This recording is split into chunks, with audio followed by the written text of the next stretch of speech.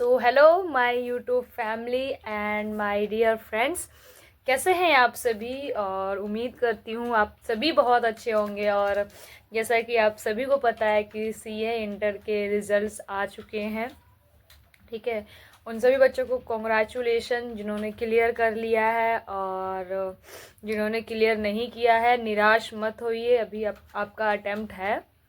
अब अपने अटेम्प्ट को पूरी डेडिकेशन के साथ जो है अचीव करने का ट्राई कीजिए, ठीक है। मेरी एक फ्रेंड थी जिसने 3 अटेम्प्ट के बाद चौथे अटेम्प्ट में इंटर अपना क्लियर कर लिया है। तो फ्रेंड्स, आपको बस जस्ट एक अपने आप को चांस देना है और एक जिद रखनी है, ठीक है। जिद होनी बहुत ज़रूरी है कि मुझे ये अचीव करना है। अगर मैं अपनी बात करूं तो मेरी जब मैंने इंटर में रजिस्ट्रेशन लिया था तो मेरी यही एक जिद थी कि अगर मैंने इस कोर्स में एंटर लिया है ना, तो पहले अटेम्प्ट में मेरा सबसे पहला स्टेज था इंटर, और ये मेरी जिद थी कि मुझे पहले अटेम्प्ट में बाय हुक और बाय क्रुक क्लियर करना है, ठीक है फ्रेंड्स। तो उसके लिए मुझे जितना अपने आप को मैं झोंक सकती थी ना इस कोर्स के लिए, मैंने उतना अपने आप को झोंक दिया था, ठीक है।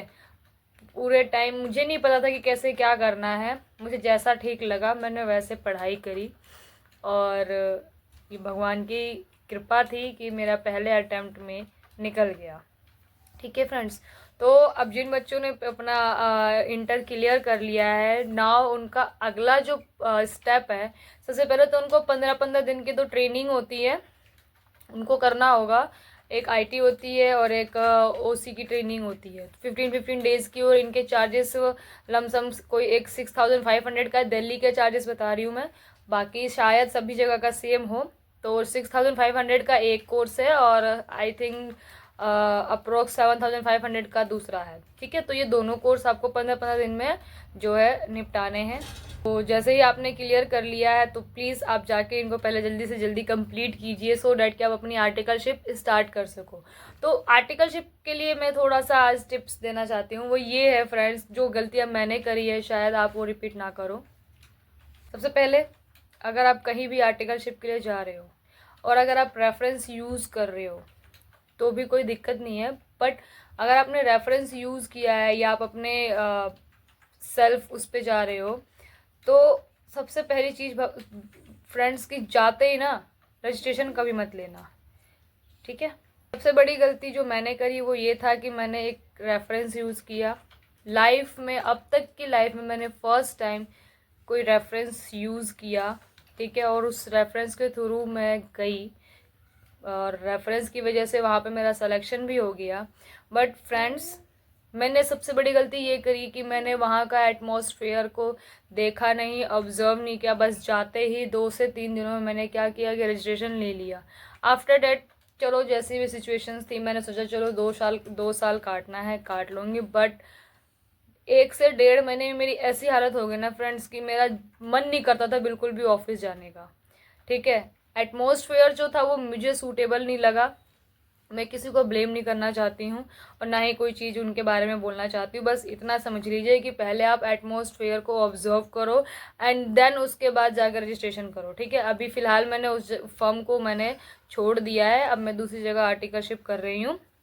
तो ये सबसे मेन चीज़ है फ्रेंड्स, अगर आप आर्टिकलशिप चूज़ कर रहे हो तो सबसे पहले आप वहाँ के एटमॉस्फेयर को ऑब्जर्व करो, ठीक है। देख लो, परख लो कि हाँ क्या ये एनवायरनमेंट मेरे काम करने के लिए ओके है, एंड देन उसके बाद आप अपनी आर्टिकलशिप रजिस्टर करो। क्योंकि जब आप ट्रांसफ़र लेते हो ना तो बहुत प्रॉब्लम्स आती है। मैंने कम से कम मैंने 3 महीने वहाँ पे बड़े मुश्किलों से, बहुत मुश्किलों से रो रो के काटा है। रोज़ डेली मैं सोचती थी कि कोई बात नहीं, कंटिन्यू करते, बट एट द एंड मेरे से नहीं हुआ, ठीक है। तो सो डैट मैंने उसको क्या किया, ड्रॉप आउट कर दिया।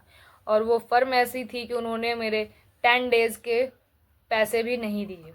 मेरे को उससे भी कोई मतलब, मुझे बस वो फर्म छोड़नी थी, दैट्स वाई मैंने वो डिमांड भी नहीं किया, ठीक है। मैं गई पूरे मंथ थी, पूरा दिन, पूरे जो काउंट किए जाते ना डेज़, में पूरे डेज़ गई थी, बट स्टिल दे डिडंट पे माई मनी, ठीक है। उन्होंने मुझे मेरे पैसे नहीं दिए, वो भी 10 दिन के पैसे उन्होंने मुझे नहीं दिए। तो फ्रेंड्स, ये सारी पॉलिसीज़ भी आप एक बार उस जिस भी फर्म में जा रहे हो ना, तो प्लीज़ उनके सारी पॉलिसीज़ ठीक है, पहले ही दिन ही पूछ लो, स्ट्रिक्टली, बिल्कुल स्ट्रेट फॉरवर्ड लैंग्वेज में, ठीक है। क्योंकि मैंने 2 से 3 बार उनको बोला कि मैं एबल नहीं हूँ कंटिन्यू करने के लिए, बट स्टिल उन्होंने मुझे यही बोला कि एक बार ट्राई करो करो, होगा होगा होगा। मैंने भी अपनी तरफ से कोशिश करी, बट आई वॉज फेल्ड, ठीक है। तो इसीलिए it is very humble request to all of you my friends कि आप कहीं भी आर्टिकलशिप के लिए जा रहे हैं, सबसे पहला मैं तो यही रेफ़र करूँगी कि आप रेफरेंस किसी का यूज़ मत करो। बट आप कर भी रहे हो तो चलो कोई नहीं, ठीक है। मुझे तो बिल्कुल सूट नहीं किया, फर्स्ट टाइम लाइफ में मैंने किसी का रेफरेंस यूज़ किया और वो भी मेरे लिए बेकार रहा, ठीक है। तो मेरा ये एक्सपीरियंस, सबसे पहला जो आर्टिकलशिप का एक्सपीरियंस है मेरा, बहुत बेकार गया फ्रेंड्स, ठीक है। तो आप लोग ये गलतियाँ ना करो, दैट्स वाई मैंने सोचा कि क्यों ना अपना कुछ एक्सपीरियंस शेयर किया जाए, क्योंकि दूसरों की गलतियों से देखकर सीखना ही ज़्यादा बेटर है, बाकायदा उस चीज़ को अप्लाई करके और अपने साथ उस चीज़ को फेस करना, ठीक है। तो ये चीज़ मैंने फेस करी, 3 महीने बहुत मुश्किल से काटा मैंने अपनी आर्टिकलशिप का। तो सबसे मेन चीज़ आपके लिए बस यही है फ्रेंड्स कि आप किसी भी फर्म में आर्टिकलशिप ज्वाइन करने जा रहे हो, सबसे पहले वहाँ का एटमॉस्फेयर देख लो एंड देन आप रजिस्ट्रेशन लो, ठीक है।